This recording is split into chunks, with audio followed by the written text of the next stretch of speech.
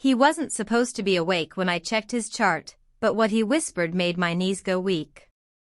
Before I tell you what happened next, make sure to like this video and follow for more, because no one, and I mean no one, expects how this ended.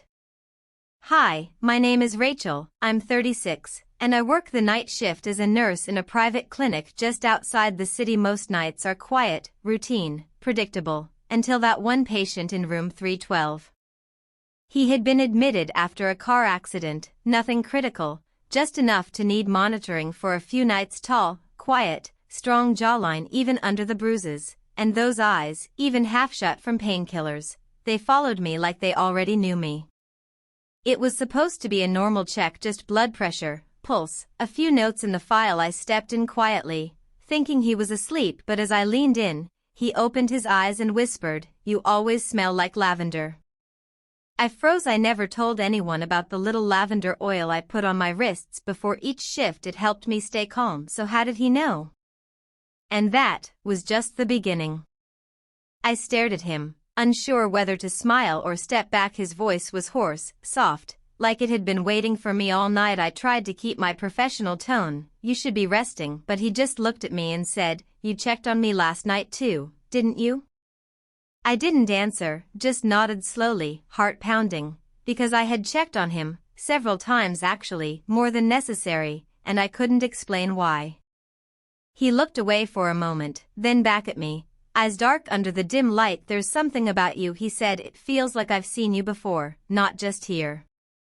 I didn't know what to say. I finished my notes, told him to get some rest, and left the room, but the feeling followed me down the hallway. I couldn't shake the way he said those words. When my shift ended, I checked my locker, just like always, but inside, instead of just my bag and coat, there was a folded piece of paper. It wasn't there before. I opened it slowly, and my hands went cold. "You've been watching me too. You feel it too, don't you?" There was no name, no signature, but I knew who it was from. And I had no idea how he'd gotten it in there. I stood there frozen, holding the note, my breath caught somewhere between my chest and throat. The locker room was empty, quiet, yet my heart was thudding loud enough to echo. I read the words again and again, trying to make sense of how he knew, how he saw through me when I hadn't even admitted it to myself. The next night, I tried to act normal. I did my rounds like always, but when I reached room 312, the air felt heavier. He was awake again, sitting up this time, watching me before I even walked in fully. "You got my message," he said without a trace of doubt, like it was the most natural thing in the world. I didn't answer, just nodded and placed his chart on the table. He didn't press, just looked at me for a long moment, then asked, "What's your name?"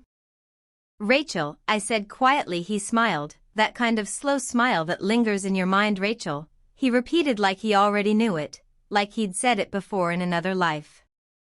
I checked his vitals, my hands trembling slightly, and just before I turned to leave, he said, "Do you believe in second chances with people you've never met before?" I paused in the doorway, my hand on the handle, and whispered back, "I think I'm about to." And in that moment, I knew this was more than a patient and a nurse. This was something I couldn't explain, something I wasn't ready for, but something I couldn't walk away from. The next few nights blurred into each other. I found myself lingering in his room longer than I should have, laughing at his dry humor, sharing stories that had nothing to do with medicine. He told me he used to be a photographer, that he traveled, that he'd once lived in a cabin in the mountains for a whole year, just to remember what silence felt like. And I listened like I hadn't listened to anyone in years. His words painted images I could see, feel, and I realized I was smiling more in that room than anywhere else in the hospital. But then, one night, when I walked into 312, the bed was empty. No patient, no chart, no trace. I rushed to the front desk, trying to sound calm. "Where's Mr. Everett from 312? The night nurse looked at me confused. "He checked out this morning." "No one told me?" I asked. She shrugged. "Doctor cleared him. He signed the forms, left on his own." I walked back to my locker in a daze. My hands shook as I opened it, hoping, praying, and then I saw it. Another note folded neatly, same handwriting. I didn't want to say goodbye in a place full of rules. I'll wait in the place where silence lives. The place where silence lives is cabin the mountains. And I suddenly knew, this wasn't over, not even close.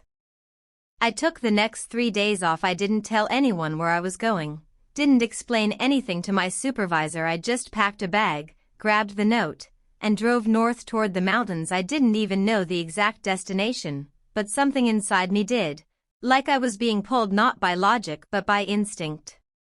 The farther I drove, the quieter the world became. Trees replaced streetlights, winding roads replaced traffic. I stopped once for gas, once for coffee, and then I saw it, a narrow gravel path with an old wooden sign barely readable, Everett Trail. I followed it until I saw the cabin's small, weathered, but warm-looking smoke drifted gently from the chimney. My heart raced as I stepped out of the car. I didn't knock. I couldn't. I walked up to the door, hand trembling as I reached for the handle, but before I could open it, it swung inward. He stood there like he had never left, like he knew I would come, like he had been standing behind that door all morning, waiting. Neither of us said a word. He stepped forward, wrapped his arms around me, and I melted into him as if the past didn't exist, as if the world outside had paused. He whispered, "I didn't think you'd come." I looked up at him and said, "I didn't think I'd want anything this badly." And as the sun set behind the trees, casting golden light across the wooden floor inside, I knew one thing with absolute certainty. I had finally arrived at the only place that truly felt like home. That night was quiet but not empty. We didn't need music, or phones, or even more words. The fireplace crackled softly while he made tea in the tiniest kitchen I'd ever seen. I watched him move like this place had shaped him, like he belonged to the silence here. And maybe, so did I. We sat on the old couch, legs tangled, steam rising between us from chipped mugs. He told me he hadn't felt peace until that night in the hospital, when I leaned in and he caught that scent of lavender. That was the moment, he said, when the pain blurred and the room sharpened, because I was in it. I told him I'd never believed in this connection without reason, longing without logic, but now, I wasn't sure if I ever believed in anything else. When I woke the next morning, the world was covered in mist. The trees stood still, wrapped in fog, and the lake behind the cabin looked like glass. I stepped out onto the porch barefoot, wrapped in his sweater, and found a small folded note taped to the door. "Rachel, if you want this life, not just the moments, but the mornings, the silence, the messy dishes and stormy nights, come find me inside. I'm yours." I pressed the note to my chest, tears stinging my eyes, and walked back into him. This wasn't a fairy tale. It wasn't perfect. But it was real. And it was ours. He stood by the window when I walked back in, the early light casting long shadows across the wooden floor. I didn't say anything. I just walked up behind him, wrapped my arms around his waist, and rested my cheek between his shoulder blades. His hands covered mine without hesitation, as if he'd been waiting for that exact moment. He didn't turn around, didn't speak right away, just breathed with me, slow and steady, like we were learning how to exist together in a world that finally made sense. Then he said, quietly, "So this is real." And I whispered, "It always was, I just didn't know how badly I needed it." We spent the rest of the day doing nothing and everything at once, drinking coffee that went cold on the table, cooking together, playing cards on the floor, kissing between stolen glances like teenagers hiding from time. That evening, as the cabin filled with the scent of pine and firewood, he pulled out an old camera and asked to take my picture. "Not posed," he said, "just you, here, now, the way I see you." I sat by the window, turned my face to the last light of day, and smiled without trying. He clicked the shutter, lowered the camera, and stared at me for a long time. "I've taken thousands of pictures in my life," he said, "but this is the one I'll keep forever." And in that second, I understood, sometimes love doesn't crash into your world with fireworks. Sometimes it finds you quietly, patiently, like a whisper at the end of a long night. And once it does, you never want to go back to silence without it.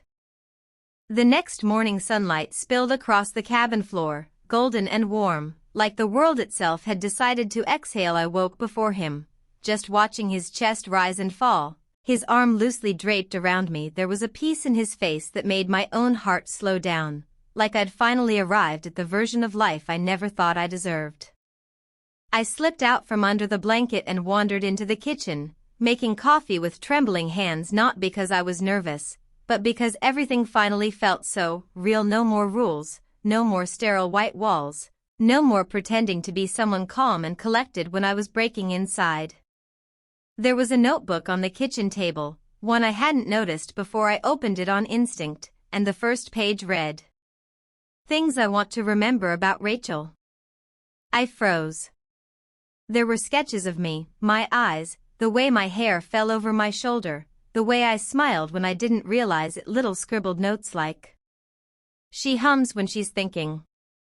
She talks to the cat in the alley behind the clinic.